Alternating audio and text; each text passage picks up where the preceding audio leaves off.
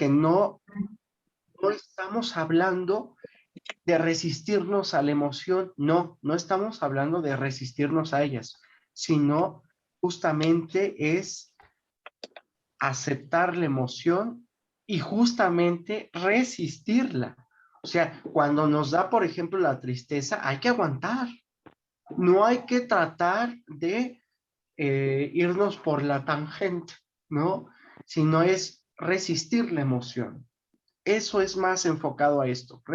Me siento triste, pues bueno, voy a vivir la emoción, voy a vivir mi tristeza, voy a vivir mi alegría, voy a vivir mi enojo, voy a vivir todo lo que venga dentro de esa emoción. Justamente a eso va enfocada la resistencia, ¿vale? Entonces, nos vamos con los tipos de apego. Estos, déjeme ver. Ah, sí, estos, déjeme ver. Ah, tengo mis nubecitas. Ajá. Oigan, ya vimos los tipos de apego, ¿verdad? Sí, es cierto. Es que le di hacia atrás. Con razón dije, ay, ya los vi. ¿O a quién se los enseñé? Ay, hermanitos, luego tengo tanta información en la cabeza que ya también se me olvida hasta cómo me llamo. Bueno, ahora nos vamos a ir a las bases neurológicas de la inteligencia. Esto está bien padre. Ahora sí nos vamos a meter en el cerebro. ¿De dónde viene esa base? ¿No? Primero acuérdese de la inteligencia. Inteligencia social, inteligencia emocional, ¿no? La inteligencia introspectiva. Entonces aquí nos dice que Damasio, un profesor de la Universidad de Loughborough, realizó estudios acerca de la toma de decisiones con pacientes que presentaban lesiones bilaterales. Aquí está iluminado dónde está. Para que se den una idea, hermanitos, esta parte que les estoy, para que lo tengan cómo está el cerebro, esta partecita que les estoy señalando con el ratón, es el cerebelo. El cerebelo se lo pueden alcanzar a medio tocar por la piel, está atrás, en la zona blandita, esa zona blandita donde se sienten los huesitos y se pueden meter el dedo, ahí está esto, es el cerebelo. Después, arribita, donde ya está más duro, es el occipital. Esto se llama región occipital. Después, aquí arribita, viene la región temporal, que está arribita de nuestra oreja, la temporal, y luego más para acá está el parietal, más para acá, y nuestra frente, atrás de nuestra frente, está el lóbulo frontal, que es el lóbulo frontal. Abajito, aquí nos marca que, bueno, pacientes que tenían una lesión, ¿no? Algo les pasó, orgánicos se lesionaron por algún accidente, y nos dice que cuando hubo un accidente, el comportamiento y la regulación cambió.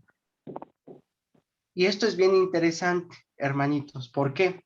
Porque nuestro lóbulo frontal es el encargado de la regulación de los impulsos, de la ética, la moral, del juicio. Entonces, todo nuestro lóbulo frontal es el regulador. Por eso, cuando uno bebe alcohol, hermanitos, cuando uno bebe alcohol, lo primero que se inhibe, o sea, deja de funcionar correctamente, es el lóbulo frontal. Por eso, cuando uno bebe, hace tonteras. ¿Por qué? Porque el lóbulo frontal es el primero que el alcohol le genera cambios, estragos. Entonces, es el primero en la alteración. Pero aquí se los pongo como una cuestión de conocimiento científico, ¿no? Que si algo nos pegamos nosotros en nuestro lóbulo frontal, podemos hacernos más violentos, podemos hacernos incoherentes. ¿Por qué? Porque es el encargado de la regulación. Lo mismo que el ejemplo del alcohol, ¿no? Cuando uno toma alcohol, pues se inhibe y pues uno le da rienda suelta a los impulsos, puesto que ese es el que controla todos nuestros impulsos, ¿no? Aquí otro pequeñísimo, ¿no? Las personas con lesiones en la corteza prefrontal, ventromedial, o sea que está en medio, no parecen tener repercusiones en él, pero en actividades de planear se podía evidenciar un deterioro significativo. A raíz de esto surge la idea de Damasio, el profesor, de realizar una investigación que pudiese justificar estos cambios, ¿no? Eh, y esto es algo que hizo, ¿no? Que es el juego de la baraja, ¿no? Que es un método para indagar acerca de la influencia que tienen las lesiones cerebrales en la toma de decisiones, utilizando un grupo de personas con lesión cerebral y personas con CI, que es el coeficiente intelectual similar, sin ninguna lesión, ¿no? Esta es una dinámica del juego que se ocupó, ¿no? Que se usan cartas ganadoras y perdedoras, donde algunas de las barajas benefician económicamente al jugador y otras les hacen perder dinero. Las instrucciones del juego no están establecidas ante el participante de manera concreta, pero a lo largo del juego se puede inferir implícitamente que algunas barajas benefician al jugador. Esto es sencillo. Hay unas barajas donde benefician completamente al jugador, hay más ases para que hagan su corrida y otras no. Entonces, está hablando que cuando alguien tiene un problema en la toma de decisiones que también está en el lóbulo frontal, no se puede dar cuenta que la baraja le beneficia a uno o al otro. O sea, no saben justamente marcar ese beneficio, porque su lóbulo frontal está inferenciado por esta lesión, ¿no? Entonces, y no solamente en la parte frontal, que es la toma de decisiones, y es algo que les digo, por eso se les dice que inhiben el lóbulo frontal, o sea, no funciona correctamente como debería ser, y no se pueden percatar de las cosas buenas o malas. Por eso en este estudio que les estoy dando a conocer, es que algo tan sencillo no lo alcanzan a percibir. Por eso hay veces que las personas piensan que todo está mal o que o tienen desesperanza al futuro. Esto también pasa con las personas que tienen depresión. Las personas que tienen depresión tienen un bloqueo en el óvulo frontal y todo lo ven negativo. Aunque tengan un trabajo bonito, aunque tengan una escuela bonita, aunque hagan cosas que les gustan, no lo alcanzan a percibir. Eso les hablo de una depresión, en este caso, pues de una lesión, ¿no? De una lesión, ¿no? Bueno, esta es una situación de cómo median, ¿no? El estudio. Pero en conclusión de este estudio, hermanitos, es bien padre. ¿Por qué? Porque los resultados indican que la toma de decisiones complejas está guiada por respuestas emocionales, inconscientes anticipadas. Damasio propone que la corteza prefrontal, o sea, nuestra corteza frontal, la que les digo en la frente, es parte de una red neuronal comprendida por, primero, aquí van las estructuras, que es la amígdala, la corteza insular y la somatosensorial, y proyecciones neuronales de los órganos sensoriales. La inteligencia emocional requiere del funcionamiento eficaz de la red neuronal. Para que no se me hagan bolas, hermanitos, estamos hablando aquí de estructuras del cerebro que implican las emociones, como es la amígdala, que es un pequeño trocito de carne que está en nuestro cerebro, la corteza insular que está adentro, ¿no? Y la somatosensorial, que es otra corteza que está dentro de nuestro cerebro. En conclusión, hermanos, para que no se me hagan bolas, esto quiere decir que si nosotros no tenemos una red neuronal eficaz, no vamos a tomar buenas decisiones y menos las emociones. Porque acuérdense que este estudio es de toma de decisiones, las cartas, a ver. Pero si no hay buena red neuronal, no se toman decisiones y por ello las emociones inconscientes anticipadas pueden ser negativas. Y ahí les va, les voy a explicar un poquito, hermanitos. Nosotros, en esta imagencita que está así, así más o menos son nuestras redes neuronales. un montón de neuronas conectadas, funcionando a todo lo que dan todo el día. Entonces, hermanitos, ¿qué hacen las neuronas? Las neuronas no hacen más que pasar información una de otra, una de otra. Van pasando información todo el tiempo. Por ejemplo, si les ha pasado que ustedes dicen, voy por mis llaves y van caminando y después dicen, bueno, entonces ¿a qué venía? Que se les olvidó. Eso pasa porque la neurona no pasó bien la información. Entonces se olvida. Ya después cuando están haciendo otra cosa dicen, mis llaves. Es ahí cuando la neurona vuelve a retomar la información y la pasa. Pero es un funcionamiento todo el tiempo complejo de la red neuronal. Cuando una neurona llega a morir, las neuronas que están a su lado, hermanos, tienen que hacerse cargo de lo que hace esa neurona. Eso se le llama plasticidad neuronal. Si una neurona muere, las otras tienen más trabajo porque tienen que hacerse cargo de lo que hacía la otra neurona. Eso se le llama plasticidad neuronal. ¿Y qué creen, hermanos? Les estoy explicando esto por qué. Cuando uno tiene pensamientos negativos, recurrentes, o siempre es muy negativo, ¿saben qué pasa, hermanos? Cuando ustedes generan tanta situación negativa, sus neuronas, hermanos, hacen corrientes o conexiones. Y entre más tiempo están en la negación o con cosas muy negativas, sus neuronas lamentablemente aprenden, hermanos. Y automáticamente la neurona ya sabe el caminito para llegar al pensamiento negativo. Porque empiezan a hacer redes neuronales y ellas se comunican. Por eso en las primeras formaciones les expliqué cómo afecta la negatividad al cerebro. Si se recuerdan, cómo les puse la tomografía. Lo mismito es lo que pasa, hermanitos. Por eso nosotros tenemos que hacer algo que después lo trabajaremos, que se llama programación neurolingüística. ¿Sale? Porque nosotros, hermanos, nos programamos a través del lenguaje y nos programamos a través de ciertos comandos que nosotros mismos nos damos. Por ejemplo, me va a ir mal. ¿Para qué voy a esa entrevista de trabajo si no me van a contratar? ¿Para qué voy a tal lugar si me va a ir mal? Eso, hermanos, ya se están programando. ¿Sí se alcanzan a dar cuenta? Y ustedes mismos se programan. ¿Y qué creen que va a pasar? Les va a ir mal. Porque uno se programa.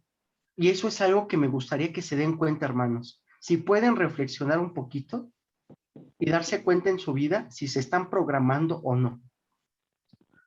Porque nosotros debemos programarnos positivamente. ¿Cómo es una programación positiva, hermanos? Ok, voy a ir a la entrevista de trabajo, voy a dar lo mejor de mí. Si no me quedo, ni modo, lo vuelvo a intentar, pero voy a dar lo mejor de mí. Eso es programarte de una forma positiva. Puede pasar algo bueno que te contraten o algo malo, pero no le estamos dando tanta importancia a lo malo. Y si llega a pasar algo malo, no importa, lo vuelves a intentar. Pero si se me programan, hermanos, en decir, no me voy a quedar, me va a ir mal, sí les va a ir mal, sí les va a ir mal porque ya van programados, pero ese es un tema bien interesante, ¿eh? La programación neurolingüística, pero también es un poquito extenso, pero ahorita más o menos les voy dando una pequeña embarradita, ¿no? Entonces, aquí hay otra situación del estudio, es un poco más complejo, entonces, porque aquí ya nos hablan de los deterioros neurocognitivos y no los quiero envolver en este aspecto. Ya, porque son cuestiones ya muy técnicas, neurológicas. Entonces, no los quiero envolver ni que les dé flojero, ¿no? Pero nada más acuérdense, hermanitos, que si hay una lesión, también, si ustedes, sí, que le vaya bien, si llegan a tener, hermanos, se hayan pegado en su cabeza de pequeños, o hayan tenido algún daño en su cabeza, hay que tener muy en cuenta eso, hermanito. Los daños en la cabeza son bien complicados. Y más si se cayeron de chiquitos o se pegaron, puede haber complicaciones en las emociones. ¿Sale? ¿Por qué? Porque acuérdense que el lóbulo frontal es encargado del regulador de la toma de decisiones. También junto con la amígdala y el tálamo. Que el tálamo, acuérdense, es el regulador emocional. Entonces, hermanos, constructos relacionados. ¿Qué es esto? Bueno, fuerza del ego, pensamiento constructivo, fortaleza, coherencia, espectros autistas, la conciencia emocional y la creatividad emocional. Estos que les estoy mencionando, hermanos, son constructos psicológicos para la toma de decisiones y de nuestras emociones. Primero, fuerza del ego. Aquí, hermanos, menciono el ego, que el ego no es nada más que este amor, esta fuerza desmedida de cariño hacia uno mismo. Hay el ego, hermanos, por eso lo menciono aquí. No quiero que piensen que el ego es malo. Es malo el ego cuando se convierte en egolatría, ¿sale? La egolatría ya es un amor desmedido, un amor de sentirse lo máximo, ya no tener humildad. Ese ego de egolatría, ese ego es malo.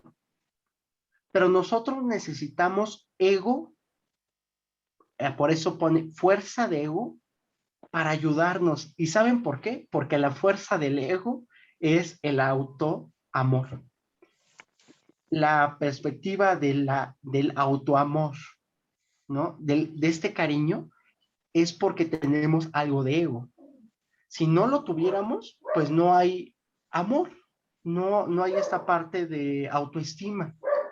Pero la autoestima viene de la fuerza del ego, de decir, me amo porque soy guapo, porque soy inteligente, porque soy capaz, pero esto lo da la fuerza del ego, ¿sale? Pero este ego no es malo, hermanos. Nosotros tenemos muchas cosas en nosotros mismos. Trabajamos con el ego, trabajamos con la vanidad, trabajamos con el orgullo, trabajamos con el prejuicio. Ciertas cosas que hay que vencer, sí, pero el ego es el amor propio, el decir soy capaz, soy guapo, puedo hacerlo. Esa es la fuerza del ego, ¿sale? No estamos hablando de, yo soy lo mejor y nadie es mejor que yo. No, eso ya es egolatría, eso ya está mal. Hay otra cosa, hermanos, que se llama el alter ego. El alter ego, eso sí, está más mal que la egolatría.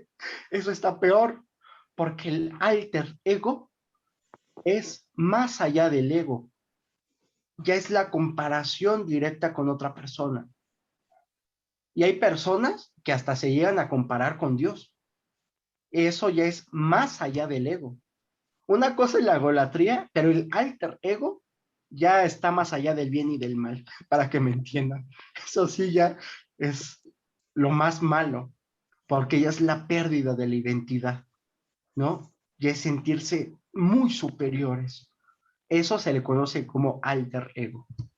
Entonces, este ego o la fuerza del ego viene del amor propio, de la autoestima. Y no está mal. Este ego no está mal. Es un ego sano. ¿Sale, hermanos? Pensamiento constructivo. No es nada más que tener pensamientos positivos, constructivos. Voy a tomar mi formación para intentar ser mejor. Ese es un pensamiento bien bonito, ¿no? Voy a recoger mi casa para sentirme mejor. Eso es un pensamiento constructivo, ¿no? Pues, voy a salir a romper y a ponchar llantas de carro. No, eso es destructivo, ¿no? Entonces, vamos al pensamiento constructivo. Fortaleza en nosotros mismos, hermanos. ¿Qué es la fortaleza? Puedo hacerlo. Si la fortaleza la tendríamos que desmenuzar en palabras es puedo hacerlo, ¿sale? O aquí me voy a enfocar en puedo hacerlo, puedo lograrlo. Eso es fortaleza. Coherencia en el pensamiento. ¿Qué quiere decir esto? Quiero tener control emocional. ¿Qué tengo que hacer? Bueno, pues investigar, conocer, adentrarme. No decir, no, sí me va a llegar de la nada. Pues no es coherente, ¿verdad? Entonces es coherencia con los pensamientos. Espectros autistas. Es interesante, es complejo, hermanos, pero voy a tratar de decírselo de la forma más como papillita para que me entiendan, ¿no? Nosotros psicológicamente, hermanos, bueno, yo como psicólogo trabajo con los trastornos psiquiátricos. Dentro de los trastornos psiquiátricos hay un trastorno específico que le conocemos como el trastorno del espectro autista. ¿Qué quiere decir eso, hermanos? El espectro autista abarca muchos. Síndrome de Down, Asperger, Prader-Willi, eh, síndrome de Tourette, etcétera. ¿Qué son esos, hermanos, para que me entiendan? Bueno, son alteraciones del pensamiento o genéticas que no permiten un desarrollo correcto de el ser humano, de la inteligencia, de las bases neurológicas y del pensamiento. No sé si a ustedes les ha tocado conocer tal vez a una personita con síndrome de Down, ¿no? Son personas que son muy sensibles, ¿no? Muy berrinchudas, tal vez, muy amorosas, ¿no? Y se los digo porque yo estuve trabajando 2 años en una fundación con personas con discapacidad intelectual. Y me aventé a estudiar, a conocerlas, a tratar día a día con ellos, ¿no? Y son personas que muchos pueden decir que son muy diferentes a nosotros. Y no, sí tienen discapacidad intelectual, pero ¿qué creen? Tienen desarrolladas más cosas que nosotros. Ellos tienen desarrollado mucho la sensopercepción. Ellos cuando alguien se enoja con ellos, luego, luego lo sienten, ¿no? Por eso les digo, si alguien ha conocido o tiene en su familia alguna persona con discapacidad intelectual, pues ya lo sabrá, ¿no? Cómo son ellos. Eso se le conoce como espectro autista, ¿no? Y también hay personas que tienen autismo, que es otro trastorno, que son personas igual que nosotros, pero ellas no están dispuestas a relacionarse con el ser humano. Un niño o un adulto, un adolescente con autismo, no está y no se puede relacionar con humanos. Es muy difícil. ¿Y saben por qué, hermanitos? Porque ellos traen en su pensamiento, digámoslo así, como un chip que para ellos, los humanos o las personas, somos malas. Somos malas. Por eso las personas con espectro autista tenemos que interactuar a base de muñecos, de cuestiones inanimadas para comunicarnos con ellos. No se dejan abrazar, no se dejan besar, no se dejan acercarse, porque nos tienen miedo. Y esa es una parte de sensopercepción, ¿no? También tienen algo que se le conoce como hiperacusia. Los sonidos, ellos los escuchan 1000 veces más fuerte que nosotros. Por eso ellos un grito o un sonido así se tapan sus oíditos y se ponen mal, ¿no? Entonces, esto se los digo, hermanos, ¿por qué? Porque también nosotros no es necesario tener ese trastorno para ser como ellos, pero podemos tener ciertas cualidades de ellos que también tenemos que explorarlas. Como por ejemplo, si alguien de ustedes tiene hiperacusia o ya más profundo que se le llama misofonía, que llegan a escuchar, ¿no? Hasta el reloj, las manecillas, un sonido muy finito lo llegan a escuchar. Y eso es el principio de la neurosis como tal, ¿no? Entonces, aquí les marco el espectro autista para explicarles que no son muy diferentes a nosotros y nosotros podemos compartir también ciertas cosas del espectro autista. Por eso es importante enseñárselos. No es de que, ay, no es que ellos son diferentes a mí. No, somos idénticos, solamente que cambian ciertas cosas. En algunos más, en algunos menos, ¿no? Seguimos con la conciencia emocional. Acuérdense, hermanos, que la conciencia emocional es el principio de la inteligencia emocional y el principio rector para controlar nuestras emociones. ¿Qué es la conciencia emocional? Nada más de saber que como seres humanos tenemos emociones y que esas emociones tenemos que hacerlas conscientes. Estoy triste, estoy feliz, estoy enojado, tengo ira, tengo violencia. Hacernos conscientes de esas emociones. Y la creatividad emocional, que es ser creativos en nuestras emociones. Si a alguien le interesa, hermano, les voy a compartir bueno, si no se los mando a través de mi hermanito Chema, les voy a compartir un libro. El que lo quiera leer, adelante. Les voy a compartir un libro que está muy padre. Se llama el libro Los 6 sombreros para pensar, de Edward de Bond. Ese libro, hermanos, se los quiero compartir porque justamente habla de esto, de la creatividad emocional, ¿sale? Y no tengo una forma mayor para poderles explicar la creatividad emocional si no es por medio de este libro, ¿sale? Está muy sencillito, está súper padre, hermanos, anímense a leerlo, se los voy a compartir a través de mi hermanito Chema para que se los haga llegar. Si quien lo quiera comprar está en 300 pesos. Yo se los voy a enviar gratis en PDF, ¿no? Para que lo lean. Si lo quieren comprar adelante, está muy bueno. Y ese libro, hermanos, habla de nuestras emociones y cómo debemos afrontarlas con creatividad emocional. ¿Sale? Quien lo quiera leer, léalo. Y quien lo lea, cuando acaben de leerlo, podemos hacer un ejercicio, ¿no? De los 6 sombreros. ¿No? Que está muy padre ese ejercicio. Lo podemos hacer, es de creatividad emocional, ¿no? Y eso sirve para que yo les ayude a trabajar su creatividad emocional. Porque si me pueden decir, bueno, ¿y cómo soy creativo? ¿No? ¿Cómo hago la creatividad? Estoy bloqueado. Bueno, pues los invito, si los que estén interesados en trabajar la creatividad emocional, después de que lo acaben, podemos hacer un pequeño taller de creatividad emocional.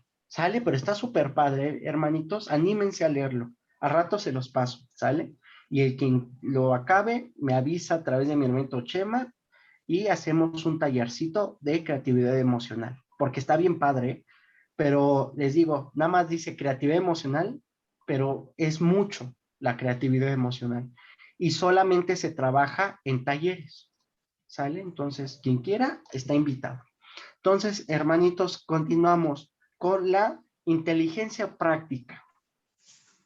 ¿Qué es la inteligencia práctica? Bueno, se puede encontrar dos clases de inteligencia, donde una se desarrolla académicamente y la otra se da por la práctica, ¿no? Ahorita ya nos vamos a otro tipo de inteligencia, la académica y la práctica. La práctica, ¿saben cuál es, hermanos? El día a día, hablando de las emociones, ¿no? Ustedes no se pueden conocer si no saben qué les molesta, qué los hace feliz. Esa es la inteligencia práctica. La académica, pues solamente es llenarse de conocimientos del mundo, ¿no? Académicos, cientificistas, etcétera. O como esto de la inteligencia emocional. Pero la práctica siempre va a superar lo teórico. Siempre he dicho que la práctica va a superar a lo teórico siempre, ¿no? Porque en el libro sí puede decir, si agarras fuego te quemas, pero y luego, si uno no va a la práctica y se quema, no lo va a sentir, ¿verdad? Entonces, ese es bien padre. La académica, aquí está, hermanitos, se enfoca en la capacidad para desarrollar problemas específicos con una única respuesta como las soluciones matemáticas. ¿Ya ven por qué les digo, hermanos? Porque el conocimiento de la inteligencia académica es una ciencia exacta, como las matemáticas. Las ciencias exactas solamente van a tener una única respuesta, no hay más, ¿no? Como 1 más 2, 3, no puede ser 10, porque es exacto, es ciencia. Entonces, es muy limitada, por eso a mí no me gusta, porque es muy limitada, nos limita y no nos deja. No sé si a alguno les tocó, hermanitos, más que nada como en la prepa, cuando ya se lleva cálculo diferencial integral, que alguno de sus maestros los regañó por usar otro método para llegar al resultado, que decía, no, tienes que usar la fórmula que te enseñé. Y tal vez, bueno, a mí me tocaron compañeros increíbles que quién sabe qué cosas sacaban, sin la fórmula sacaban el resultado. Y el maestro los regañaba, y sigan el procedimiento, y sigan la fórmula. ¿Qué creen que pasa, hermanos? Les mata su creatividad. Se las mató porque ellos tienen más capacidad de decir, yo no quiero la fórmula. Yo en mi cabeza hago todo eso y ahí está el resultado y está correcto. Por eso tenemos que aprender a otra vez a desarrollar la creatividad, porque no la matan. Y esos maestros, lo peor, ¿eh? Lo peor, porque nos matan la creatividad. Dicen, esto es ciencia exacta, ¿no? Y ¿de qué me sirve si me va a matar mi creatividad? No. Entonces, bueno, tal vez recuérdenlo, ¿no? Si les pasó. La práctica, hermanos, es la capacidad de solucionar problemas a nivel familiar, social, personal, emocional, intelectual, etcétera, etcétera, para la adaptación personal y con varias posibilidades de solución. Por eso me encanta esta, hermanos. Yo les recomendaría que siempre usen la práctica, porque la práctica es la emocional. ¿Y saben por qué, hermanos? Porque si no, se hace algo que nosotros los psicólogos le llamamos visión de tubo. ¿Saben cuál es la visión de tubo? Es si ustedes se ponen un papel hecho tubito en el ojo, nada más van a alcanzar a ver un lugar, pero no van a alcanzar a ver lo demás. ¿Sí me entienden? Entonces, por eso el conocimiento cientificista es visión de tubo, porque solamente da una teoría, una hipótesis. Y si esa hipótesis no, pues se van a la hipótesis, ¿cómo se le conoce? Ay, pues la hipótesis secundaria, ¿no? Y si se rechaza, se aprueba la hipótesis. En la práctica, hermanos, hay miles de posibilidades de solución, miles, porque esa es su creatividad. De decir, estoy enojado con alguien, tal vez me dé pena decírselo, le hago un dibujo, le canto una canción, lo abrazo, lo beso, ¿sale? Eso es a lo que me refiero. Hay mil soluciones, no nada más una, que es, no, habla con él y ya. No, uno puede hacer mil cosas, ¿no? Hasta le mando una avioneta, ¿no? Y que escriba ahí en el cielo, perdóname, no sé, si es la creatividad, ¿no? Pero yo realmente me voy más a la práctica. Pero si a alguno de ustedes le gusta más la opción de la cientificista, ¿no? Adelante también, muy de acuerdo. Pero ¿qué creen, hermanos? Acuérdense que el ser analítico, el ser lógico, el ser exacto, mata las emociones. Mata las emociones. Yo no digo que esté mal ser analítico, no. Está muy bien, pero siempre metiendo las emociones. Porque después uno se vuelve muy analista y pierde el enfoque de las emociones. Entonces, no hay que perder eso, ¿no? La parte de las emociones. porque hay gente que es muy, muy crítica a veces hasta con uno mismo, y es cuando pierde ese amor propio, de darse la oportunidad de cometer errores, porque después uno, en el ser crítico, en el ser analítico, dice, ¿cómo cometí este error si estaba tan fácil? Y uno se empieza a atacar a uno mismo. Y cuando pasa eso, pierde el amor propio, porque uno mismo se está atacando. Y uno debe decir, bueno, pues me equivoqué, no importa, lo vuelvo a intentar. Esa es, acuérdense, la perspectiva de cambiar nuestra programación, ¿no? La inteligencia académica, hermanos, se enfoca a una sola solución, acuérdense, y la práctica se enfoca a varias posibles soluciones. Con la edad se olvida la IT, ¿no? Que es la académica. Y hay más de la práctica. ¿Saben por qué, hermanos? Porque es existencia. Porque entre más años hay más existencia y hay más perspectiva de aprendizaje, ¿no? Ya uno con más edad, pues cuántas veces no se ha caído, ¿no? Ya hay más experiencia. Por eso les digo, cuando uno es joven, pues todo es científico. Escuela, escuela, escuela, escuela. Ya cuando acaba la escuela es práctica, la vida propia, ¿no? Por eso, aunque no quieran, bueno, van a llegar a la práctica, ¿no? Les digo, aunque sean analíticos, van a llegar a esto. Ah, miren, manitos, aquí está, para que me entiendan un poquito. Qué bueno que sí está, para que no quede volando esto. A lo que me refería hace un momento son a esto, hermanitos. Esta es la palabra correcta. Rastros de los trastornos del espectro autista. Rastros. Que hay algo, ¿sí me entienden? Algo como les decía, tenemos algo, aunque sea poquito, pero tenemos espectro autista. Rasgos y rastros. Pero esta es la palabra correcta, rastros. ¿Por qué, hermanitos? Ahí les va.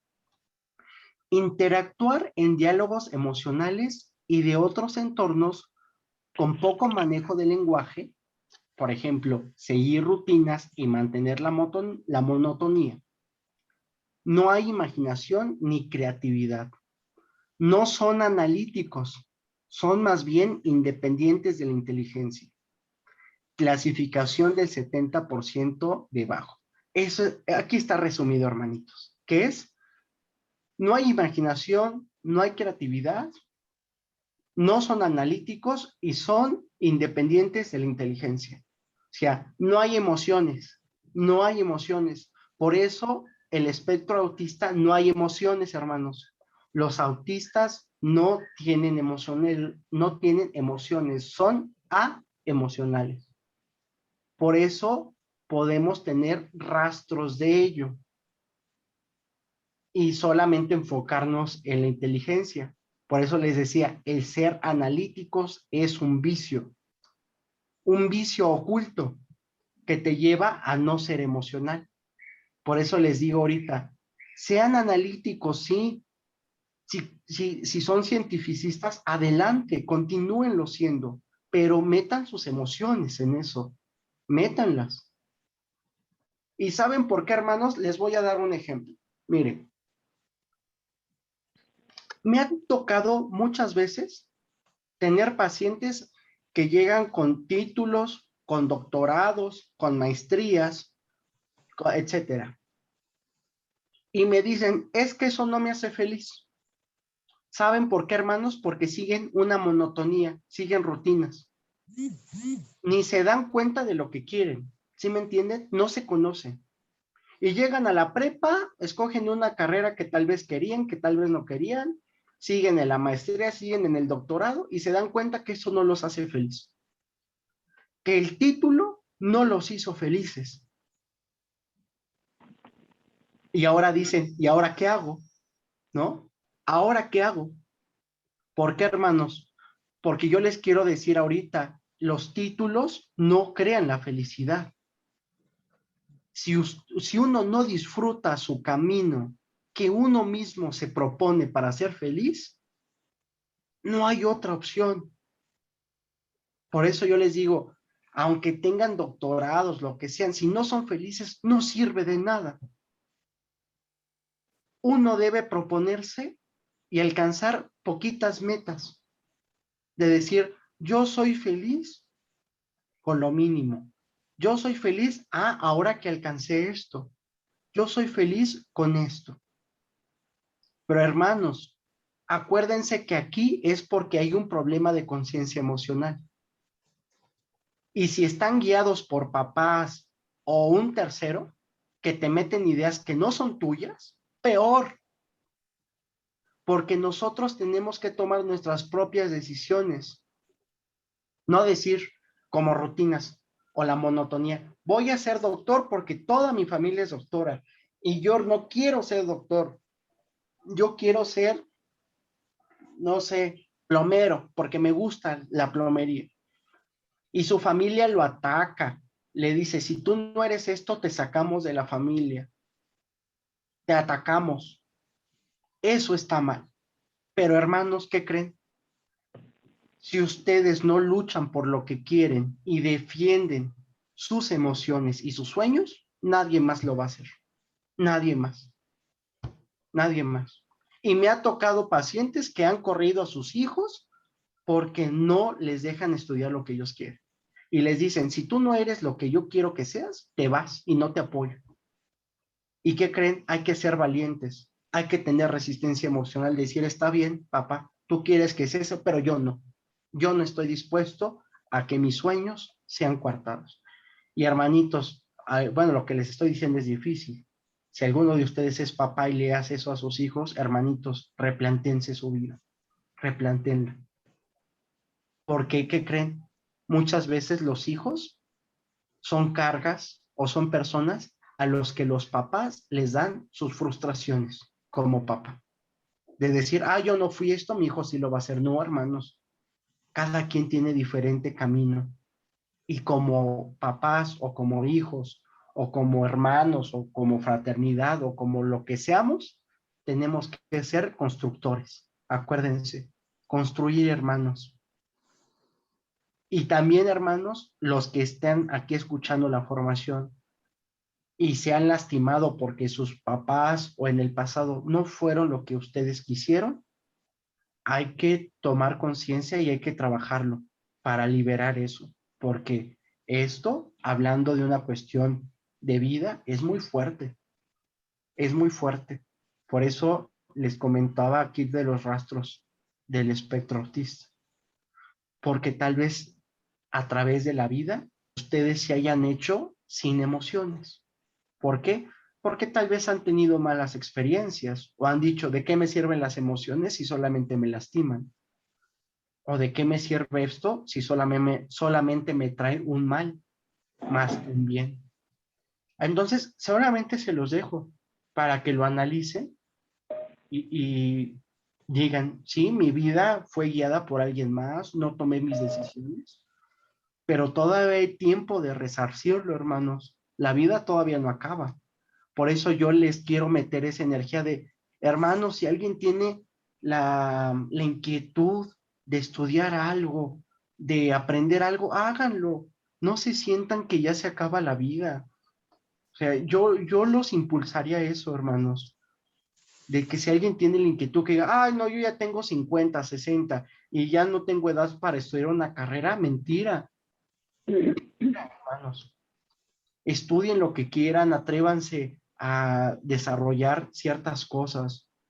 Yo les ruego, hermanos, en el amor de Dios, de lo que quieran creer, no caigan en la rutina y la monotonía, no caigan, porque cuando uno cae en la rutina y en la monotonía, mata la esperanza de vida, porque es ahí donde empieza la depresión, porque dicen, yo me levanto a las 6 de la mañana, me voy al taxi, regreso a las 8 de la noche, ceno, me acuesto, al otro día me levanto y esa es mi vida.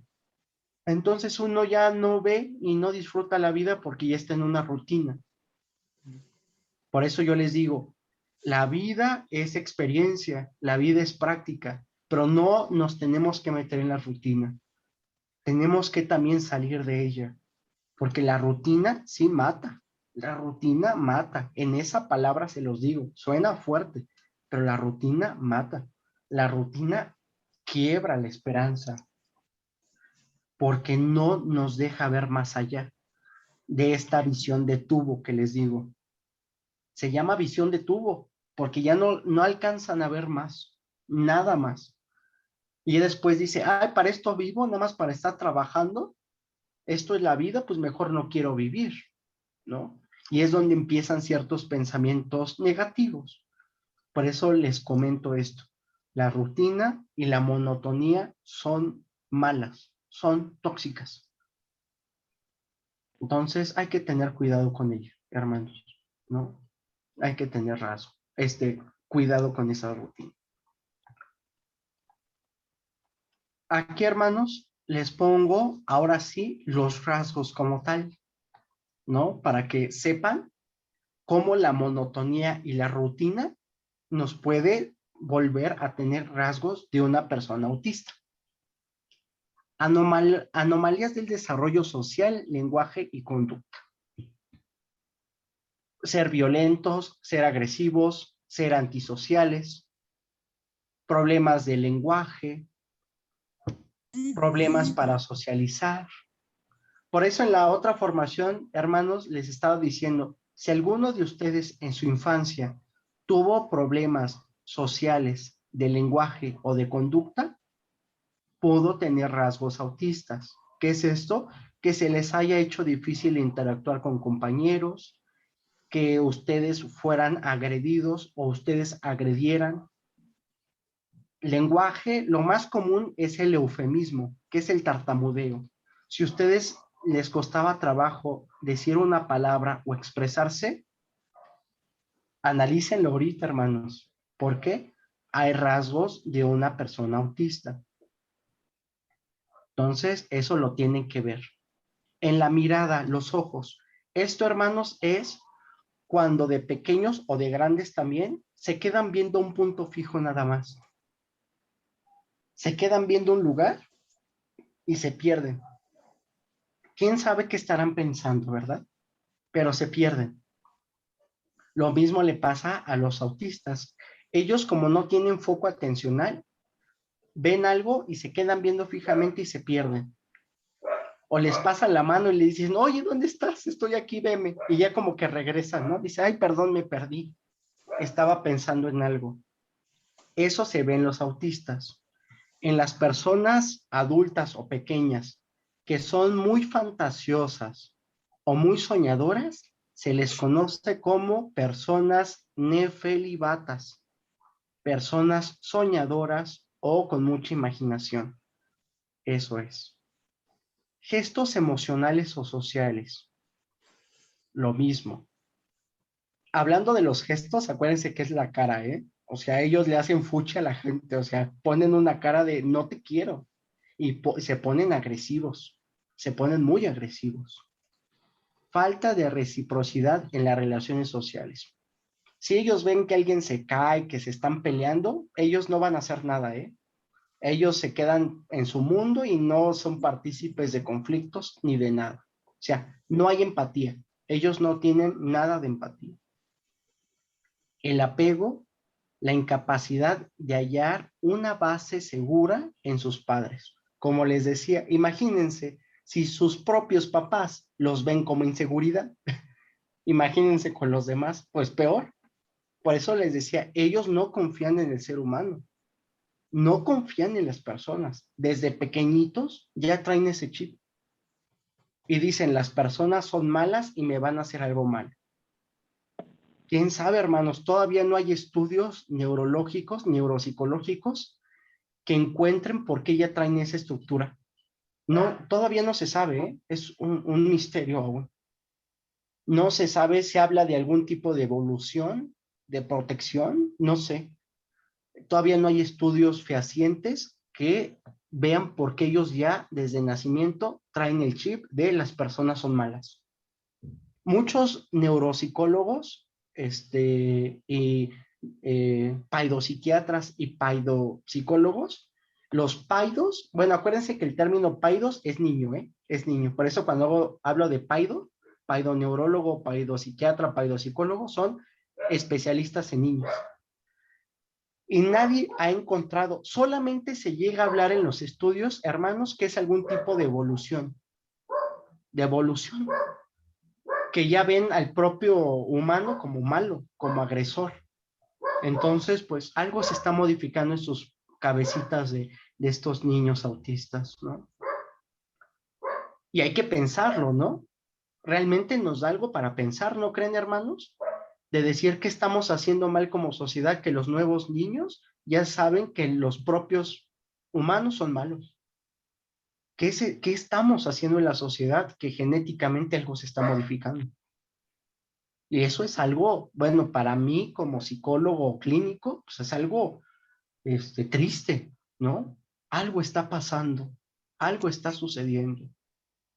Y hay que tomarlo en cuenta, ¿no? Por eso les digo que los que tengan hijos, pues hay que tener mucho cuidado. Relación con otros niños, no se relacionan, hermanos. Las emociones que ellos tienen solamente son dos, orgullo o la felicidad. No hay más emociones en ellos. Y el retraso del desarrollo del lenguaje. Entonces, hermanitos, nos vamos a la apertura a las existencias. Ahí esto está bien padre. Esto me gusta mucho porque esto es eh, con base, con fundamento en la creatividad emocional. ¿Sale? Entonces, apertura a las experiencias. Las emociones a las experiencias se pueden identificar las siguientes. Si están apuntando, hermanitos, aquí vamos a hablar de emociones a las experiencias, ¿no? Estas son emociones diferentes. No es lo mismo nuestras emociones primarias que las emociones a las experiencias. ¿Saben cuál es una, para que me entiendan, una emoción a la experiencia? Que se vayan a la montaña rusa. Esa es una emoción a la experiencia, de decir, a ver qué voy a sentir. Cuando ustedes dicen, a ver qué voy a sentir, esa es una emoción a la experiencia, ¿sale? ¿Dónde están? En la fantasía, en la estética. La estética hablamos específicamente en el arte. La estética, buscarle esa parte minuciosa, ¿no? Cuando el arte nos proyecta una emoción. Aquí habla de la estética, del arte. A nuevos sentimientos, que es el amor, bueno, todos, perdónenme, me estoy encerrando yo nada más en el amor, pero es en todos, en el odio, en el rencor, en la angustia, en la frustración, en la alegría. Acuérdense que, hermanos, no se cierren nada más una emoción, porque ustedes digan, ay, no, es que si yo siento rencor u odio hacia alguien está mal, porque mi religión no me lo permite, están equivocados, hermanos. Sí, podemos hablar que Cristo es el maestro del amor y nadie va a ser más maestro del amor que Él. Pero acuérdense que Él, pues, es aparte. Nosotros somos humanos y como humanos tenemos esas emociones. Rencor, odio, vanidad, orgullo, prejuicio y muchísimas más malas y muchas buenas. Pero si ustedes nada más dicen, yo nada más me enfoco al amor, están equivocados, porque ahí ya están haciendo la visión de tubo. Nada más amor, amor y no. Tenemos que experimentar todas, hermanos, todas las emociones. ¿Sale? Las acciones, las ideas y valores diferentes, la inteligencia emocional o modelos de rasgos que interpretan una emoción. En general, hermanos, es abrirse a las nuevas experiencias. No hay más.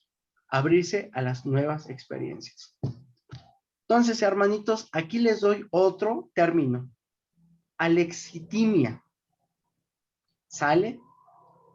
La alexitimia, hermanos, es un trastorno y este trastorno es dificultades para identificar o descubrir sus emociones, con pocas experiencias y su estilo cognitivo. Ah, caray, bueno, aquí hay un error ortográfico. Ya me está poniendo el continente, bueno, hacia lo externo, ¿no? ¿Qué es esto, hermanos? Y se los pongo, ¿por qué? Porque la alexitimia es un trastorno que no permite sentir emociones. No pueden sentirlas y no pueden identificarlas. Pero ya hablamos de un trastorno que no te permite hacerlo. ¿Sale? Es ese problema. Ay, no lo puedo ver. Bueno, aquí está la etiología de la palabra, ¿no? Lexis palabra y a carencia, ¿no? La otra raíz de la palabra, que es la timos, que son las emociones, ¿no? Entonces, hermanitos, acuérdense que la alexitimia es un trastorno que no permite expresar ni identificar a las emociones. Hay personas que tienen esto y que no les permite ser emocionales, empáticas, ni identificar las emociones. ¿Saben como un ejemplo? Tal vez creo que ya se los platiqué, hermanos, que una vez en un funeral una persona se estaba carcajeando. Y todos obviamente se enojaron con esta persona porque si estás en un funeral, ¿por qué te ríes? Bueno, pues porque no tenía un control de emociones. ¿Y qué creen, hermanos? No era para juzgarlo, ¿eh? Porque hay risas de nervios, hay risas de nervios. Y él tal vez no supo expresar su emoción y se tuvo una risa, ¿no?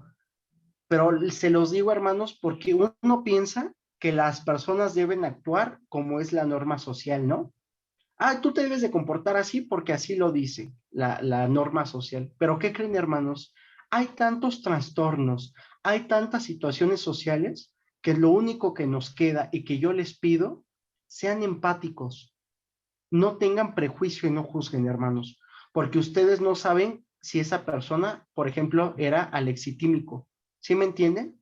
Por eso no podemos tener prejuicios ni juzgar, porque no sabemos si esa persona sufre algún trastorno, si sea autista, si tenga algún problema emocional, y nosotros ya lo estamos juzgando, ¿no? De oye, ¿por qué te ríes si es un funeral? Pero nosotros no sabemos qué tiene. Por eso les pido, hermanos, que con esto que les enseño sean tolerantes.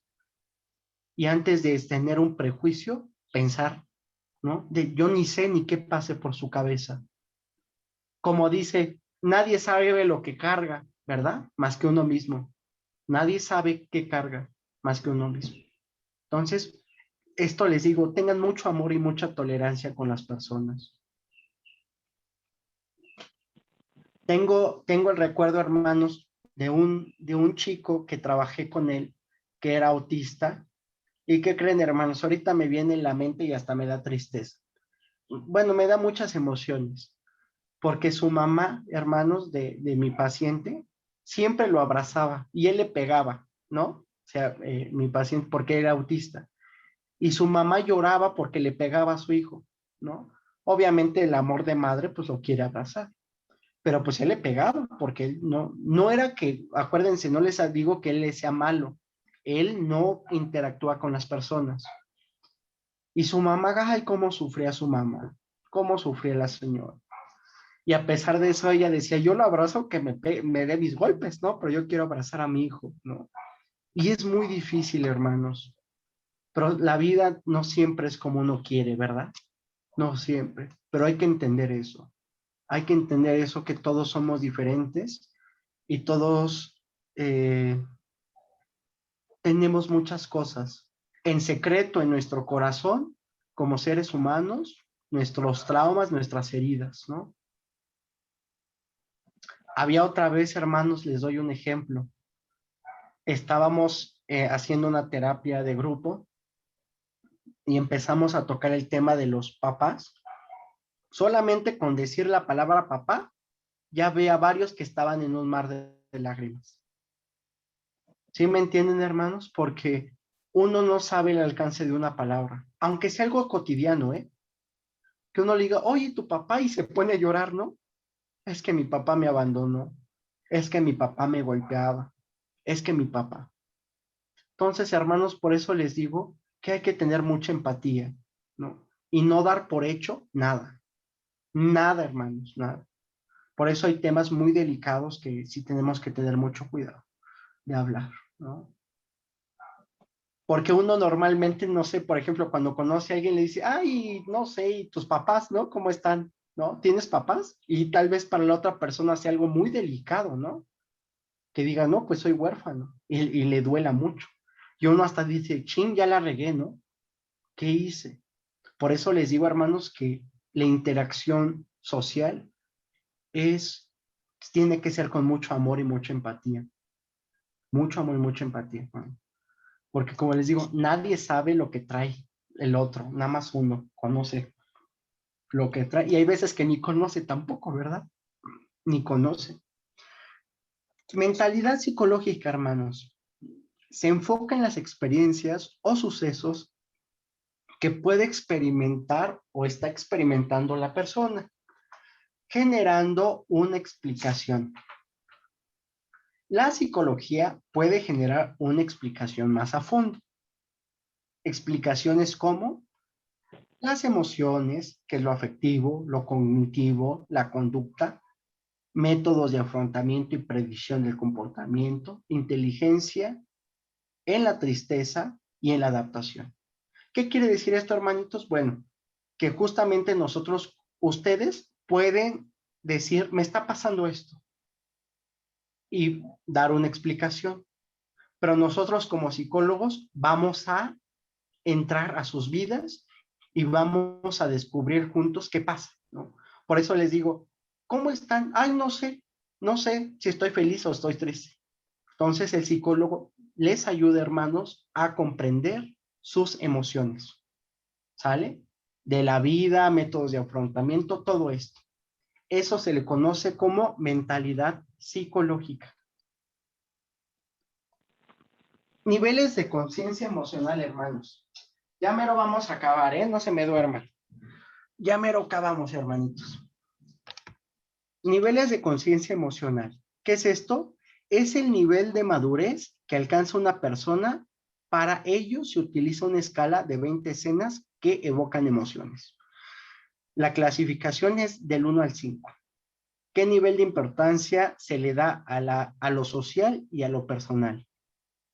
Y la expresión lingüística. Esto está bien padre, hermanitos. Les digo, el que lee el libro, hermanos, vamos a hacer un tallercito de experiencia emocional. También, bueno, entra dentro de eso, que justamente vamos a trabajar las emociones y la perspectiva de la eh, arteterapia. La arteterapia, hermanos, es más enfocada a la práctica, ¿no?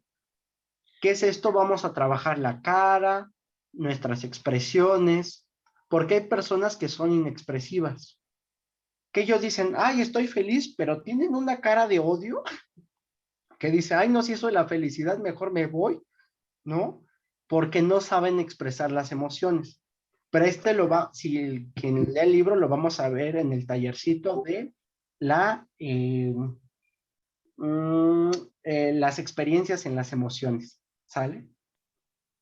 Y eso lo vamos a trabajar, las experiencias en las emociones, ¿no? Las escalas y la importancia de lo social y lo personal.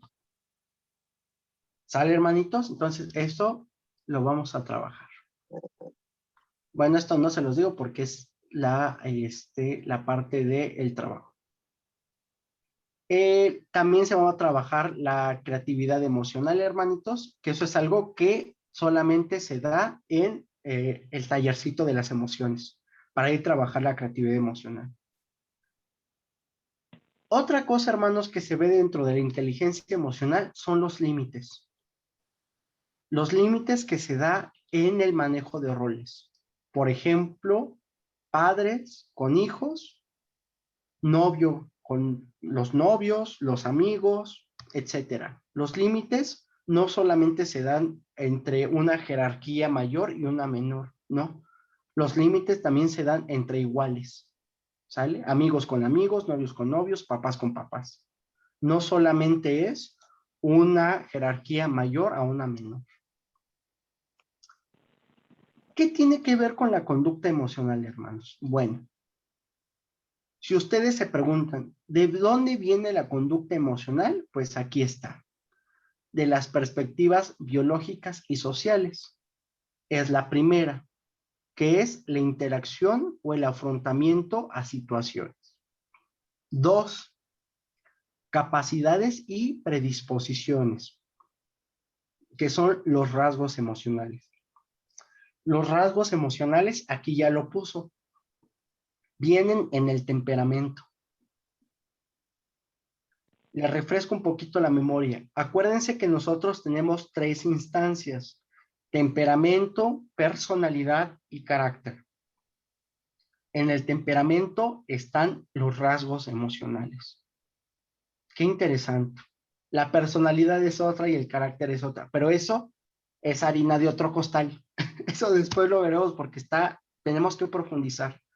Pero acuérdense que el temperamento vienen rasgos emocionales. ¿Y qué creen, hermanos? Son genéticos, son adquiridos por papás, abuelos, bisabuelos, tatarabuelos y así. ¿Sale?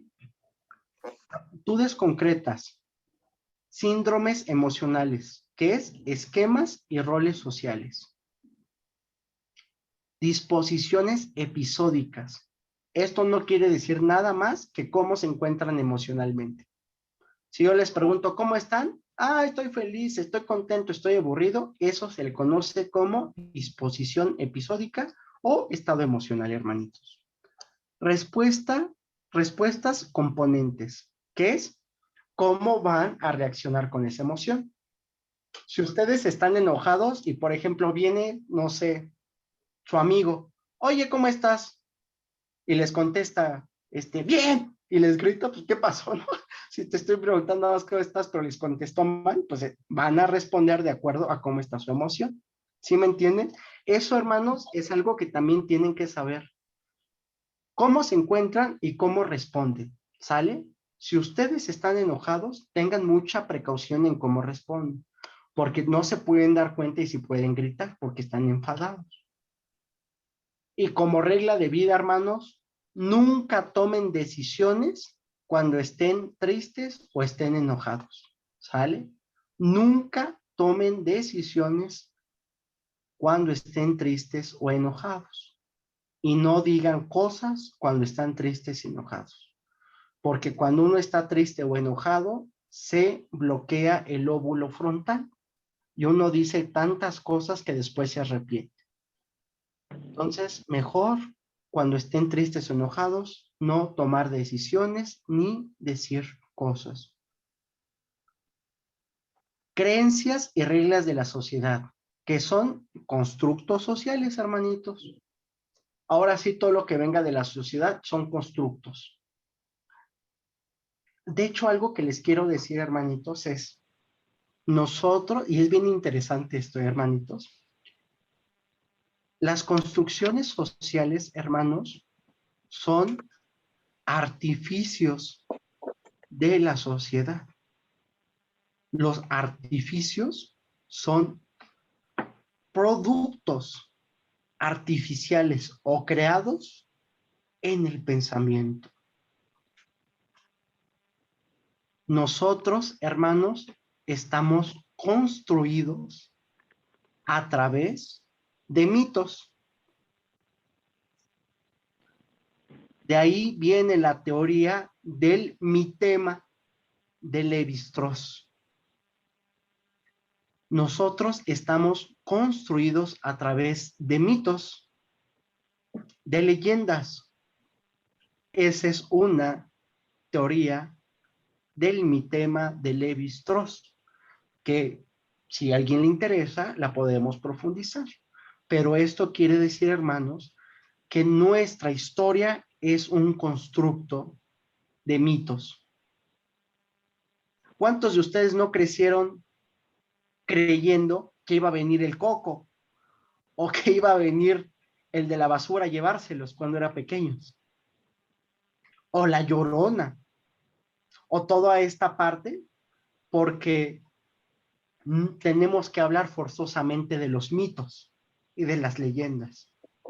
Esa es una perspectiva antropológica de constructo social, que se llama el mitema de Levi-Strauss, ¿sale? Por eso les digo, ¿quién no realmente tenía temor de que decía, ay, el Coco viene y uno se espantaba?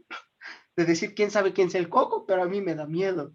Eso es un mito. Y crecimos creyendo en los mitos y en las leyendas. Entonces, nuestro constructo es místico, ¿sale? Místico, porque venimos de un constructo de mitemas, ¿no? Y es bien interesante. Por eso, hermanos, tenemos que llegar a hablar de la espiritualidad y de la mística religiosa en el pensamiento psicológico, ¿no? Tenemos que hablar de la mística religiosa o de la mística antropológica en el pensamiento humano. Porque si se dan cuenta, tenemos tanta tontera en nuestra cabeza, hermanos, tantas, tantas cosas que realmente nos hacen daño, ¿no? Porque son mitos, son constructos, son artificios, son creaciones que a alguien se le ocurrió y las dijo a través de los años y pues ya se hicieron verdades, ¿no? Que son las leyendas. No, que aquí esta primaria fue panteón y se aparece una niña, ¿no? Son leyendas, pero no las creemos, porque hermanos, en nuestra perspectiva humana tenemos nuestra conciencia del miedo y nuestra conciencia irracional. ¿Qué es la conciencia irracional, hermanitos? Es cuando nos gana la perspectiva eh, de la sugestión. La sugestión entra en la conciencia irracional. ¿Qué es eso? Si uno ve una película de miedo, de fantasmas, ya uno escucha un ruidito y dice, ¡ay, es el fantasma! ¡Ay, es el monstruo que va a venir! ¿Por qué? Porque entra la sugestión en la conciencia irracional. Porque estamos construidos a través de mitos y de leyendas. Por eso tenemos conciencia del miedo irracional. Está bien interesante. Bueno, no sé si a ustedes les interesa, pero a mí me apasiona mucho esta parte, ¿no? Porque es realmente interesante, hermanos, que estamos construidos a través de historias. De hecho, nosotros somos seres históricos. Somos seres de historia. Por eso. Y es bien interesante, ¿no? Por eso, por eso en las tumbas, hermanos, ponen los epitafios. El epitafio de decir quién fue, ¿no? Porque somos históricos, hermanos. Por eso los epitafios hacen memoria a quién fue esa persona. Las exequias, hermanos, bueno, no sé si alguien ha escuchado este término, exequia. La exequia son el homenaje mortuorio, que no se olvide esa persona.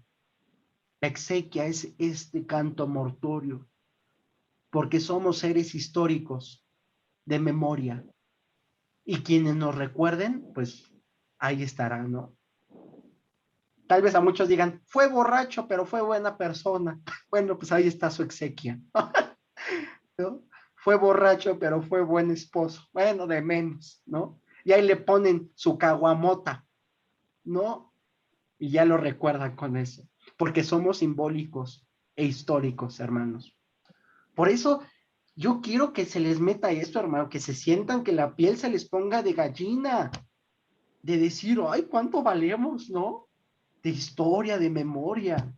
Somos cosa seria, ¿no? Somos cosa seria, hermanitos. Entonces, implicaciones y polémicas. Ay, esto está bien padre, ¿no? Implicaciones, hermanitos. Resumen de estrategias de autoayuda que se incorporan a la práctica clínica. Esto es respecto a la conciencia psicológica, ¿no? Como el psicólogo, y esto se los digo, hermanitos, para que tengan confianza en los psicólogos, en los psiquiatras. ¿Sale, hermanitos? ¿Por qué? Porque es cómo los van a ayudar, cómo los podemos ayudar, cómo en la autoobservación, en la autorregulación, en la comunicación, en la resolución de problemas, ayuda a los niños a desarrollar su inteligencia emocional. Esto es una parte de apoyo psicológico, pero también es para ustedes mismos. ¿Cuál es el primero? Autoobservación, autorregulación, comunicación, buena resolución de problemas, ayudar a los niños a desarrollar su inteligencia emocional. ¿Sale? Cuando ustedes tienen problemas en algo de este tipo, hermanitos, y no pueden con la autoobservación, ustedes dicen, no alcanzo a percibir en qué estoy mal, el psicólogo los ayuda. Y en muchas otras cosas más. Pero esto es necesario para que lo sepan, ¿no? Para que lo tengan en cuenta, hermanos. Pero, hermanitos, ¿cómo un ciego puede guiar a otro ciego? ¿Saben por qué les digo esto? Porque si ustedes, hermanos, no tienen inteligencia emocional o no saben expresar sus emociones, pues ¿cómo van a guiar a una persona a desarrollarlo? ¿No? Si ustedes carecen de eso. Por eso el psicólogo los apoya para desarrollar muchas áreas de la vida. Las polémicas, hermanitos. ¿Qué es esto? La validez de la inteligencia emocional como un constructo social. Esta es una teoría, Davies realiza un estudio donde por medio de un test media aptitudes, o sea, regula aptitudes y rasgos de personalidad para intentar hallar la validez de la inteligencia emocional. Se concluye que está ligado a los rasgos de personalidad y por ende no puede tomarse como constructo. ¿Y saben por qué, hermanos? Porque acuérdense que la personalidad y el temperamento son genéticos. Son heredados por los papás, por abuelos, por bisabuelos. ¿Sale, hermanitos? Por eso las emociones, hermanitos, que es la inteligencia emocional, está ligado a la personalidad. Por ello no es un constructo social. Nuestras emociones no son artificios, no son mitemas, no son leyendas, no es una perspectiva artificial, son innatas, son profundas. Por eso las emociones son tan puras, son tan sagradas, hermanos, porque no son guiadas por la sociedad. ¿Sale, hermanitos? ¿Ya vieron la importancia? Las emociones no están ligadas a lo social, es algo profundo de nosotros mismos. Definición de la inteligencia emocional como constructo. Dos formas de definir a la inteligencia, mis hermanitos. Una, como aptitud, y acuérdense que la aptitud va a la actitud y el conjunto de aptitudes. Otra, como uno o más rasgos de la personalidad. ¿No? Simplemente, hermanitos, es que la inteligencia emocional como un constructo es de forma de rasgos de personalidad que vienen dentro de nosotros. Vienen dentro de nosotros. ¿Sale, hermanitos? Por eso la personalidad es única e irrepetible. Sí es heredad, hermano, pero cada uno de nosotros le da sus rasgos de personalidad. Cada uno de nosotros tenemos una personalidad. Tal vez alguien la quiera, ¿cómo se llama? Copiar, ¿no? Que diga, ay, no, a mí me gusta el cabello del hermanito Chema, se lo voy a copiar. Y ya me traigo el mismo corte, ¿no? Y ya hasta se hace moda. Pero yo nunca voy a tener la personalidad de él, porque es suya, es única. y aunque le intente hacer una copia fiel, no se va a poder, porque es única e irrepetible. Si es heredada, pero me van a decir, entonces si es heredada, ¿por qué no soy igualito con mi mamá? Sí, pero en rasgos, no completamente, por eso son rasgos de la personalidad. De decir, ay, tienes la misma personalidad que tu mamá, se parecen un montón, contestan igual, tienen las mismas emociones. Ah, claro, porque es innata, es genéticamente adquirida, pero uno mismo le pone sus rasgos y sus cualidades. ¿Sale, hermanitos? Por eso es bien interesante, para que digan, ay, ¿por qué tengo las mismas mañas de mis papás? Pues aquí está la respuesta, ¿no? Ahí está. El papel de factores genéticos y ambientales para explicar la existencia de diferencias individuales en relación con la inteligencia emocional. Aquí está lo que les estoy explicando. ¿Qué es, hermanitos? Factores genéticos y ambientales, o sea, sociales, para explicar las diferencias individuales en relación con la inteligencia emocional. Goleman es para que tal vez si les llega a sonar o alguna vez en su vida lo vuelven a ver, Goleman fue el primero que descubrió la inteligencia emocional y teorizó respecto a ella, ¿sale, hermanitos? Y él propuso que la inteligencia emocional está determinada por el entorno y se puede optimizar por medio de instrucción. Pero otros argumentan que tiene una base genética y no se ve afectada por la instrucción. Dos teorías, hermanos. Primera que es genética y otra que sí se puede direccionar por medio de la instrucción. Nosotros estamos en ambas teorías, ¿no?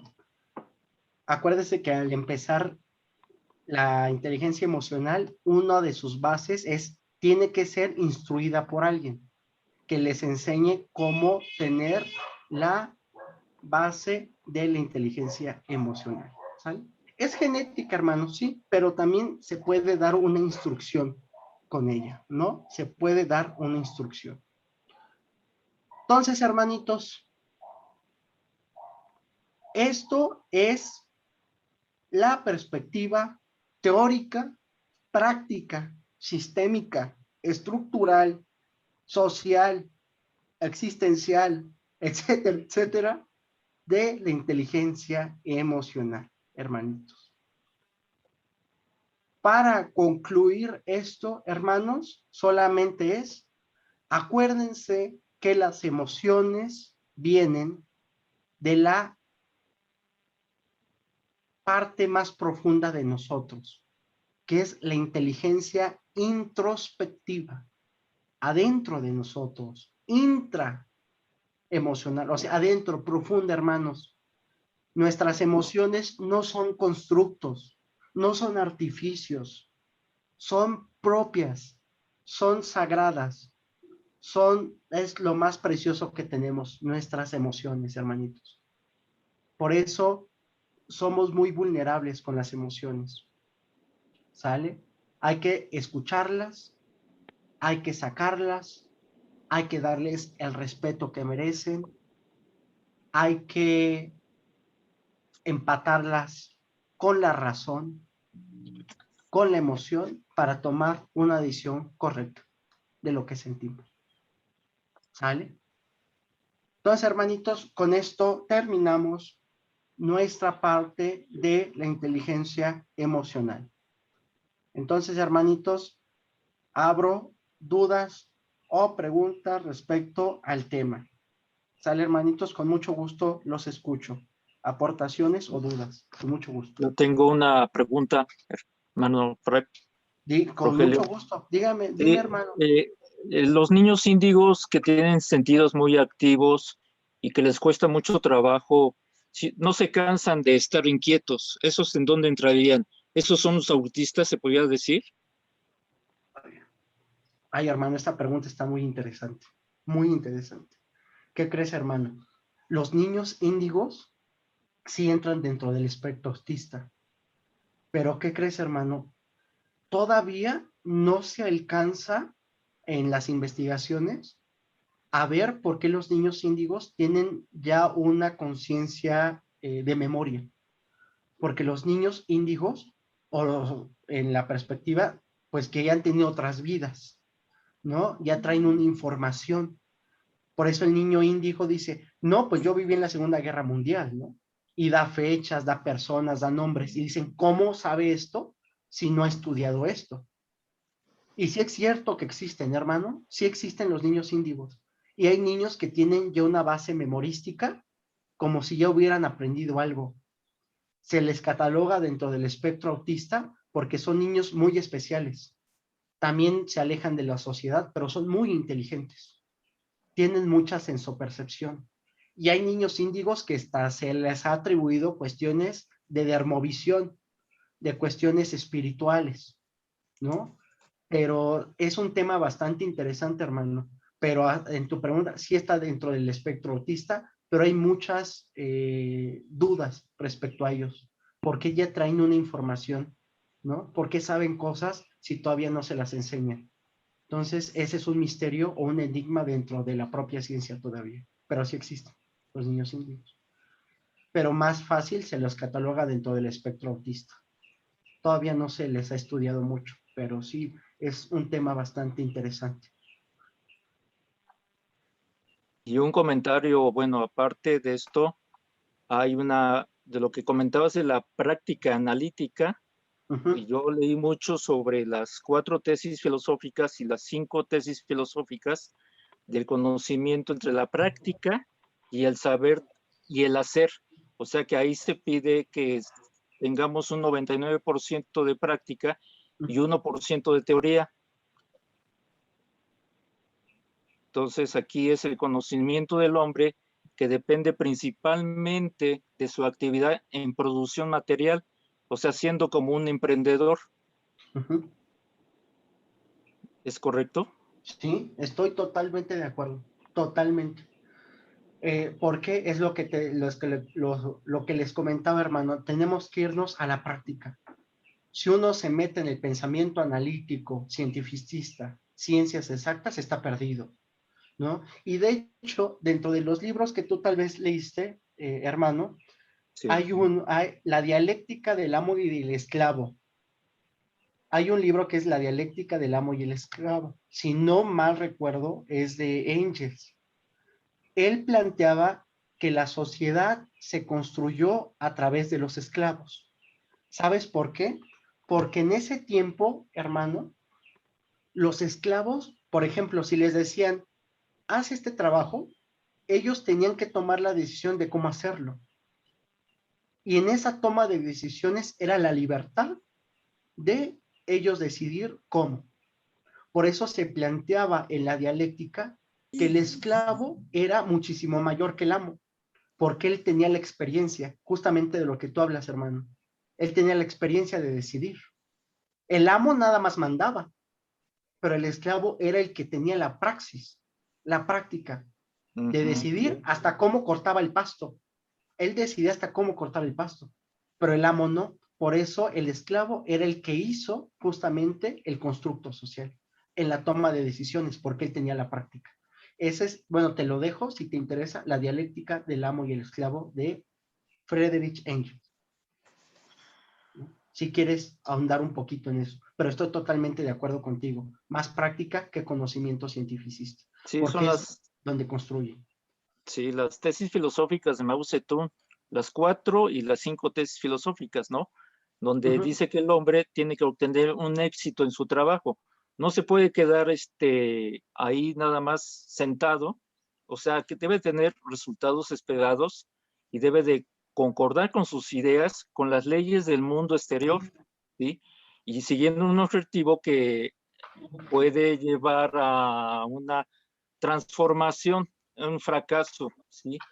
Pero más que nada, como lo dices tú, hermano Rogelio, que hay que tener una transformación, pero una transformación espiritual. Nos tenemos que transformar.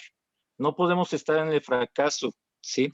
Entonces debemos de colocar la práctica en primer plano. Sí. Esa es mi forma ¿Ah? de pensar. Totalmente de acuerdo. No, te quedó como anillo al dedo el tema, hermano. O sea, completamente lo entendiste perfecto. No, o sea, sí, así debe de ser. así como tú lo dijiste, lo debe de ser. No hay otra forma de movimiento, porque justamente lo que tú comentas, hermano, también viene de la fenomenología del espíritu, que es el pensamiento filosófico de ir a la base y trabajar toda esta perspectiva tal vez espiritual, social, de crecimiento, pero enfocado a la práctica y el cambio en el pensamiento, ¿no? Correcto. Que es justamente para sobresalir hacia adelante, ¿no? Construyendo. Por eso se llaman constructos. Construir y construirnos a nosotros también, ¿no? Pero Sí. sí, hermano, completamente de acuerdo contigo. ¿Alguien más, hermanitos? ¿Dudas, preguntas? Con todo gusto. Sí, hermanita Gloria, adelante. Hermano, bueno, antes que nada, mil disculpas porque he llegado patinando. He tenido muchos problemas, ya sea reclamar del internet. Ayer, desde hace 3 días, ahorita no tengo y ahorita me costó mucho lograr la conexión. Bueno, maestro, mire, No se angustie. Dos preguntas del libro de Goleman, es el del libro de inteligencia emocional. Así No sé, es. yo tengo desde que apareció, que por cierto leí unas cuantas páginas, nunca lo he terminado, pero yo le quería preguntar si sigue siendo actual, si se actualizó, si han agregado nuevas cosas, este, a la edición inicial, para ver si vale la pena volverlo a comprar, o para volver a revisar algunos conceptos, algunas ideas. Esto es por un lado. Y por el otro, esta última imagen que pasó se me hizo muy interesante y tal vez a lo mejor usted ya lo había comentado, donde existe una imagen donde está en una parte el cerebro y en otra parte está el corazón. Entonces, de alguna manera, sí me gustó mucho esta aclaración, esta idea que usted nos acaba de dar, de que las emociones son algo genético, ¿no? Y que como Así usted es. dice, son únicas y tal vez es la forma de reaccionar de cada persona, muy propia y también de acuerdo a nuestros antecedentes genéticos. Así Y es. y ahora, en cuanto a la otra parte del cerebro, nos permite tal vez equilibrar esas emociones, porque luego dicen, es que es una persona de carácter fuerte, ¿no? Pueden decir.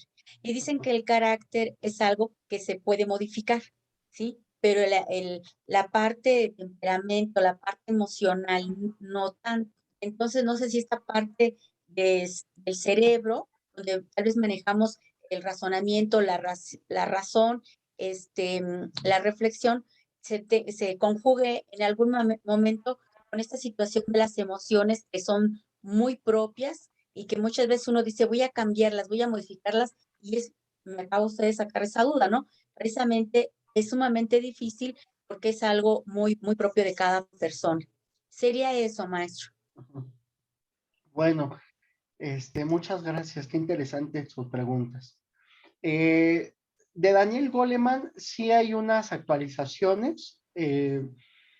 Bueno, de las primeras investigaciones de Goleman, pues obviamente ya se actualizó un montón, porque ahorita ya como en la clase ya hablamos de estructuras neurocorticales, hablamos ya del cerebro, hablamos de estructuraciones muy específicas que es la amígdala, el tálamo, como principales reguladores emocionales, que antes pues ni se sabía, nada más se sabía que uno estaba triste, estaba contento, estaba enojado, y ahorita ya sabemos que el tálamo con la amígdala son los principales reguladores de las emociones. Claro está, con el hipotálamo, con el tallo cerebral, con otras más estructuras, pero las principales son esas, son los grandes reguladores emocionales. Si hay alguna lesión, pues obviamente se van a alterar, ¿no? Entonces, en la cuestión de la inteligencia emocional de Daniel Goleman, sí hay algunas actualizaciones, pero si a usted le interesa, puede ya meterse a la inteligencia emocional de corte neurofisiológico para que ya conozca más la etiología neurológica de las emociones. Ahí sí ya se va a meter a toda la estructuración implicada en las emociones, ¿no? Que es bien compleja, porque ya ahorita hablé, pero poquitito de la plasticidad neuronal, de las neuronas, o sea, hablé nada, nada, ¿eh? Porque ni se las he presentado bien, porque las neuronas parecen un huevo, así bien padre, con sus dentritas bien padres, ¿no? Bueno, alguna vez se las presentaré, pero ya, es que no quisiera porque ya son cuestiones neurofisiológicas ya muy técnicas. Entonces, no los quiero aburrir con eso, ¿no? O sea, tal vez ni les interese, dice, pues a mí que me importa la neurona, ¿no? Yo quiero saber cómo controlo, pero si les interesa, pues con gusto nos metemos a profundizar más, ¿eh? Eh, y en la cuestión de lo que me dice, Es un tema muy profundo. mande hermanita, otra vez no le escuché. Maestro, no sé si sea conmigo. Le decía que es un tema muy profundo. Y nada más me gustaría tal vez agregar algo, maestro, si me lo permite. Un ¿Sí? hermano comentaba de los niños que son hiperkinéticos, que son demasiado activos. Uh-huh. Y mire, hay dos situaciones, y yo se lo digo como pediatra de muchos años. Uno Sí. son que pueden tener una lesión mínima cerebral, o sea, niños que tuvieron asfixia al nacimiento. Los antecedentes perinatales son muy, muy importantes. Uh-huh. Sí. Y entonces son niños que de alguna manera, si tuvieron asfixia, son niños que muchas veces son demasiado inquietos. Y lo otro es que tal vez una cuestión sea que tienen un grado de inteligencia y una capacidad de captación muy rápida y van más allá de lo que uno quisiera que fueran en tiempo, sino que siempre van adelantados y están investigando y descomponen las cosas porque las abren y quieren saber qué hay allá adentro, cómo funciona. Entonces pienso que también, independientemente también de lo que usted dice, la parte ya viene por herencia, ¿no? Pero sí, Uh-huh. existe lo de la hiperquinesia por antecedentes de sufrimiento fetal, asfixia perinatal. Lo demás, pues, puede explicarse con todo lo que usted ahorita nos ha comentado. Gracias, maestro. Sí, claro, y estoy totalmente de acuerdo. Siempre hay dos bases, ¿no? La estructura clínica, ¿no? Que haya una cuestión orgánica o una posible teorización desde la parte clínica. Si no hay evidencia clínica, nos vamos a la perspectiva de salud mental. Pero siempre tenemos que estar engarzados, ¿no? De que la evaluación médica, ¿no? Arroje algo que diga, es por por ejemplo, las afasias de Broca o de Wernicke, ¿no? Que ahí son estructuras que se afectan y si no están afectadas, pues ahora sí con el psicólogo y con el psiquiatra, ¿no? Porque ya médicamente no se puede hacer nada, porque no hay una afectación. Y si hay una afectación, pues ya el médico ya va, ¿no? Pero en este caso también por hipoxia, pues claro que sí, no estoy totalmente de acuerdo, ¿no? Ese conocimiento es muy, muy padre. Y más que entonces, ¿es usted pediatra, Sí, hermana? Mire, sí, claro. pero bueno, nos acaba usted de abrir así todo un campo precioso en cuanto al manejo de las emociones, porque uno se va nada más a lo anatómico o a lo orgánico, como usted comentaba, pero tiene una profundidad de esto muy grande. Me encantó su plática, hermano, me encantó. Sí. La otra Ah, también, ¿eh? Muchísimas gracias. Ay, muchas gracias, hasta me pone la piel de gallina escucharla de eso, muchas gracias. Y claro, o sea, la perspectiva psicológica con estas cuestiones es abrirles no solamente lo que sabían, ¿no? Sí, buscarles otras áreas, ¿no? Y nada más para contestar su pregunta, el gran problema que nos afrontamos los psicólogos es tratar de encajar la razón y la emoción. Cuando uno trabaja con la razón y la emoción juntas, a eso clínicamente le decimos que alcanzó la inteligencia emocional. Si no hay razón, o sea, la razón, el pensamiento analítico, crítico, cognitivo y la emoción junta, eso no es inteligencia emocional. La inteligencia emocional puede sonar muy utópico, que decir, no es casi imposible, es muy difícil, pero sí se puede. Es un problema porque desde pequeños no se les enseña a usar la razón y la emoción juntas, pero se tienen que juntar los dos, porque la emoción es intrapersonal, viene de lo más profundo, y el pensamiento, acuérdese que el pensamiento sí es constructo social, el pensamiento es aprendido, por eso el carácter es modificable, porque el carácter es aprendido socialmente. El temperamento y la personalidad son inamovibles. Esos ni con terapia ni con farmacología se pueden cambiar. Solamente se puede controlar el carácter y modificarlo, pero el temperamento y la personalidad no. Pero el psicólogo tiene que llevar a una conjunción ese temperamento y esa personalidad con sus emociones. Que aprenda a tomar decisiones con los dos. Tener ética emocional, de decir, si yo le digo a alguien que lo odio, sí, ya se lo dije, pero lo afecto y me afecto a mí. Eso se llama ética emocional. Pero yo por eso les digo, hermanos, se llama racional emotivo. Cuando ustedes alcancen la razón y la emoción, se escucha como nirvana, se escucha como una teoría budista del nirvana, no de alcanzar algo. Pues sí, porque es alcanzar como la iluminación de decir, por fin tomo una decisión con la razón y la emoción, ¿no? Porque si no toman la decisión con las dos juntas, por eso viene el arrepentimiento, porque ustedes mismos no se pusieron de acuerdo con ustedes mismos. Por eso dicen, híjole, ya me compré 20 tacos y nada más me lleno con 5. Pues, ¿a qué le hicieron casos, no? Al impulso.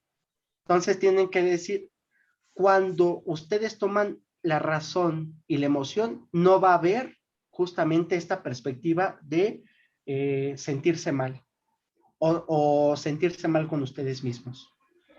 Pero eso es algo a lo que tenemos que llegar, al racional emotivo. No hay más camino que llegar a eso. Claro que se ocupa mucho trabajo, ¿no? Y hermanita, si escuchó, voy a pasar un libro al hermanito Chema. Ese libro necesito que lo lea, porque creo que está muy interesado usted. Lo lee y cuando acabemos de leer el libro vamos a hacer un taller de emociones, ¿vale? Perfecto. Para explorar las emociones ya de forma vivencial, ¿vale? Muy bien, Me maestro. interesa. Claro que sí. Gracias. Gracias a usted, muchas gracias. ¿Alguien más? ¿Dudas, preguntas para acabar nuestra formación?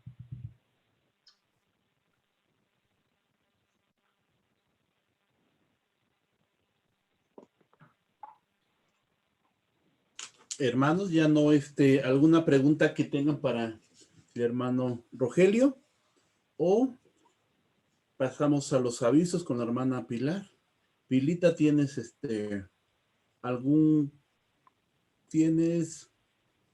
sí tienes avisos, ¿verdad? Sí, paz y bien, hermanos.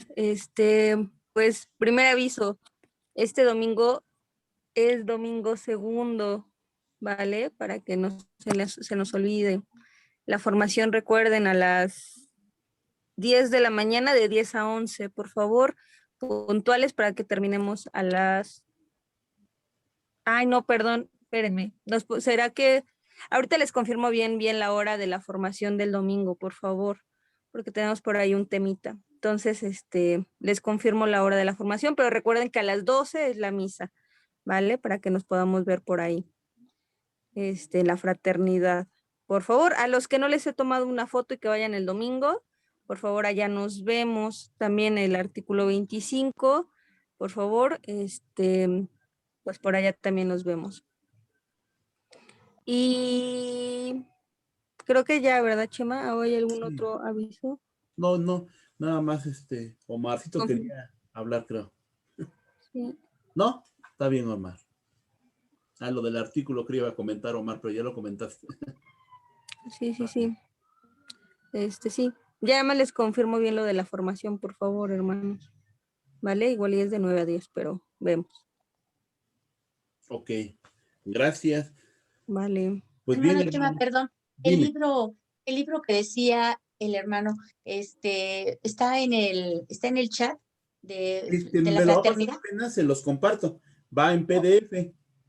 O ¿no podríamos enviar también nuestro correo? Claro. ¿Sí? Sí. Ok, Sí, nada hermanito. más. Va que va. Y perdón, queda pendiente entonces lo de la formación, si va a ser de 9 a 10 o de 10 a 11, lo que Así nos es. comentaba Pili. Ok, Les confirmamos en el chat. ok, muy amables, gracias. Sí, hermana. Pues bien, hermanos, vamos a concluir con nuestra reunión.